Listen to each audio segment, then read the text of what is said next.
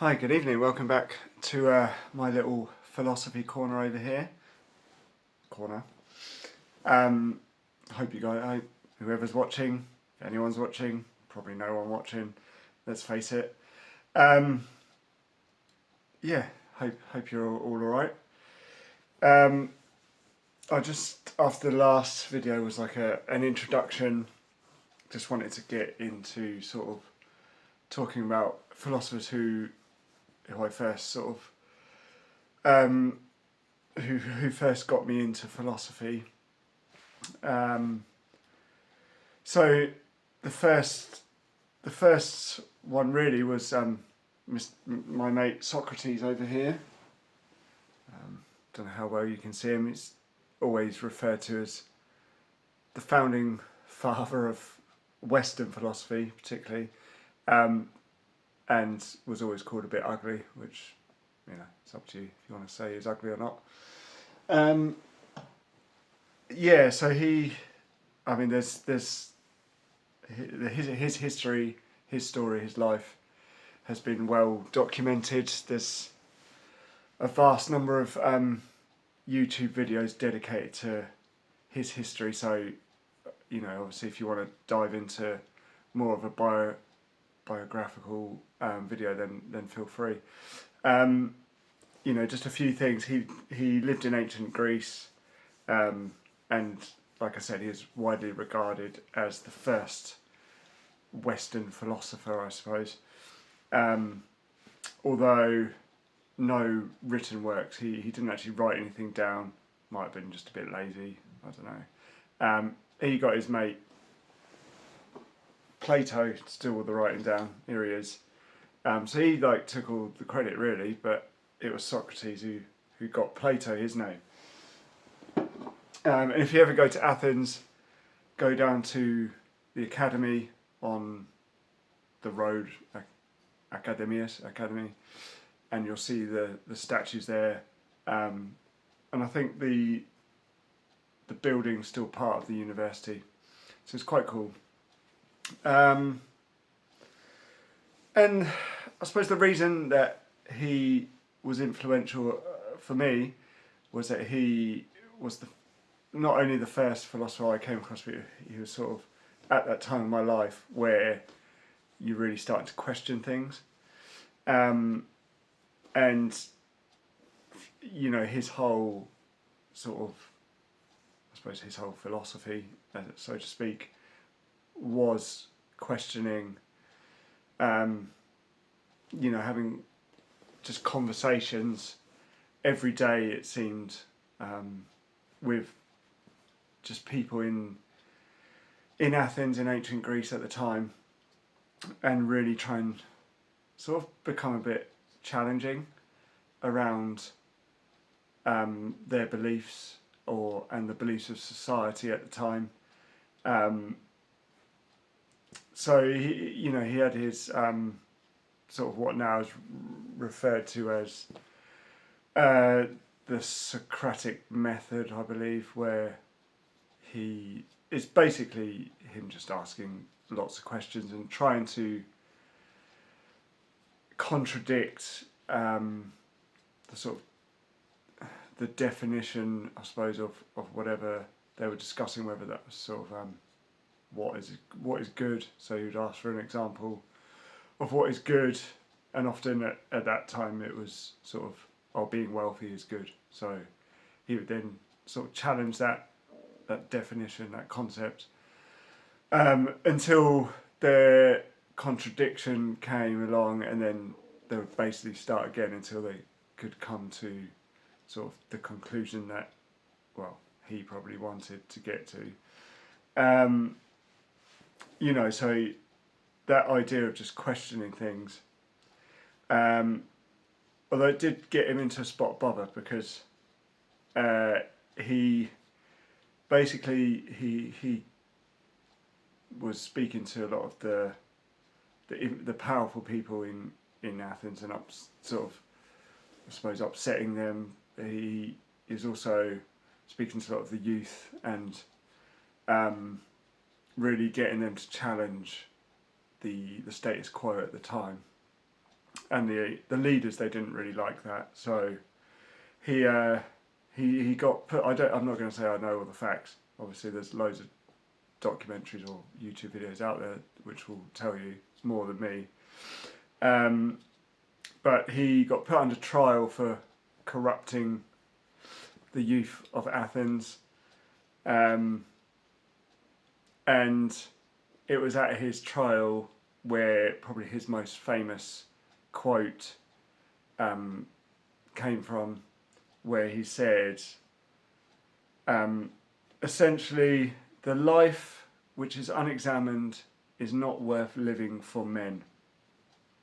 So, again, the quote is, the life which is unexamined is not worth living for men. I mean, obviously at the time, I don't really know what he was thinking, what he was feeling about his trial. He did have a choice of escaping and being exiled, so he could have lived in exile, and he would have lived a longer life.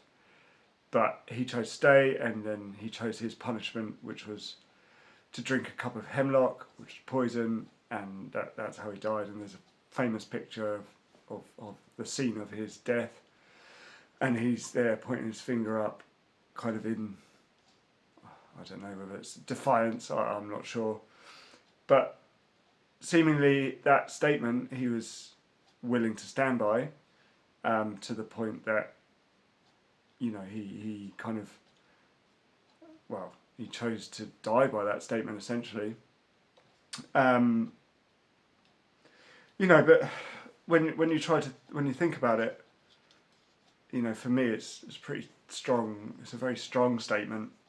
I don't know how anyone else feels about it, but to say that an unexamined life is not worth living, it's pretty punchy. It's like it's a harsh. It seems like a harsh statement. And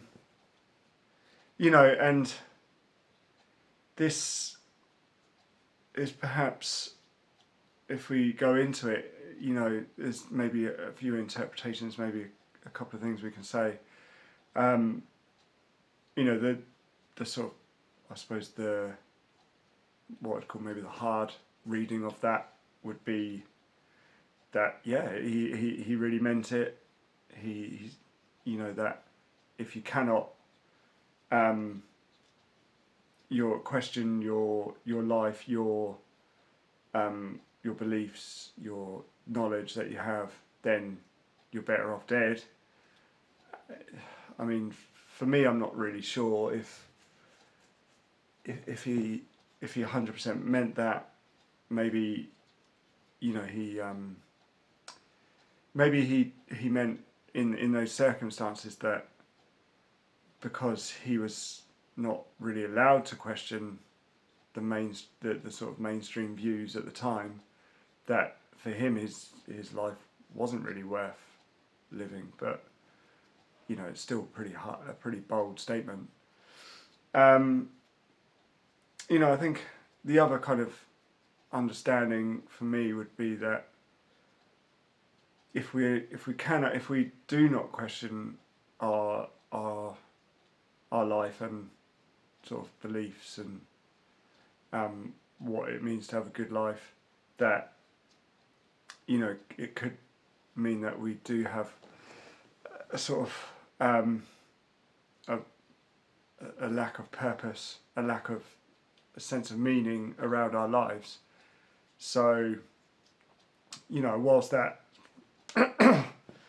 in his actual words, he never said that, but he certainly his dialogues were around that, around virtues, where what does it mean to be good,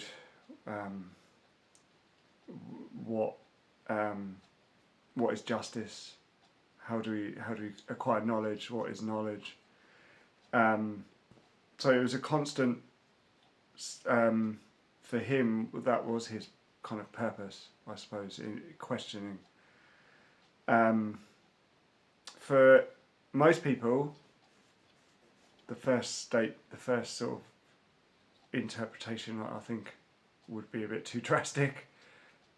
Certainly we can think of examples where there's certainly people whose lives they can't really examine much of their lives. They don't have the capacity.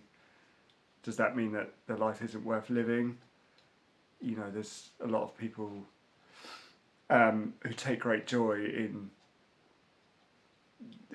within their realm of their existence, and they do lack capacity to really question things, but they still have joy. So I think that for most people could understand that, and be too, maybe it would be too drastic. On the sort of my second reading, I suppose, the idea that you can question your life and the life around you, and to have greater meaning, to bring greater meaning to your life, it seems an inherently good thing. You're sort of questioning what makes you happy. That's obviously, it's a good thing to do. Questioning what people say to you, so that your beliefs are not just based on what society thinks or what other people around you necessarily want you to believe. That's, for me, an inherently good thing. So it's worth remembering that also back then it might have been a luxury for a lot of people to be able to really question their life, because they probably wouldn't have a lot of time. I mean, we were also don't really have lots of time to be able to sit around and question our lives, and that seems a bit of a luxury. Certainly Socrates didn't really have a job, as far as I understand. A lot of his friends helped him out, so he didn't really have to worry too much. He had a wife, he had 2 kids, I believe. I think he was married twice, actually. So go back to his statement. That also seems a little bit of a selfish statement to make. Being that he wouldn't ever be there with his kids to raise them, but it was a totally different world back then. So on the sort of softer understanding of it would be that yes, it is good to question your actions as well, the purpose of your life, to hopefully bring you a greater sense of purpose and a greater sense of happiness. On the other hand, this can also have downsides, because the more you do question things, sort of where do you stop? Can lead to sort of maybe a crisis of confidence, in a sense, where you're always questioning things, and you struggle to find something to believe in because you're questioning that so much. The sort of the other aspect would be that if you're always questioning other people's beliefs, then this can also be quite this is challenging for people to they don't really necessarily want their beliefs questioned. They're quite content with kind of plodding along everyday life, and they don't really want you to poke your nose into their beliefs and try and really unpick what you believe in. It makes people feel uncomfortable. This could alienate you from people. I mean, it certainly did for Socrates, you know, he had the choice of exile or death, you know, essentially. You know, so whilst he may have been happy in that scenario, because he felt his purpose of his life was to question everything, as the sort of saying is. You know, most people, they want to get on with their lives, and you know, they don't want to be questioned, which is fair enough. I can appreciate that, and I think, you know, if you want to live a happy life, you don't necessarily need to question everything. It's probably sometimes better that you don't, you know, and you just kind of can get on, and you know, that can also bring you peace of mind where you're not questioning a lot of things. So there's kind of, you know, both positives and negatives, as with everything on these things, and it's just, you know, there's no right or wrong answer with philosophy. In a sense, we try and come to some conclusions, but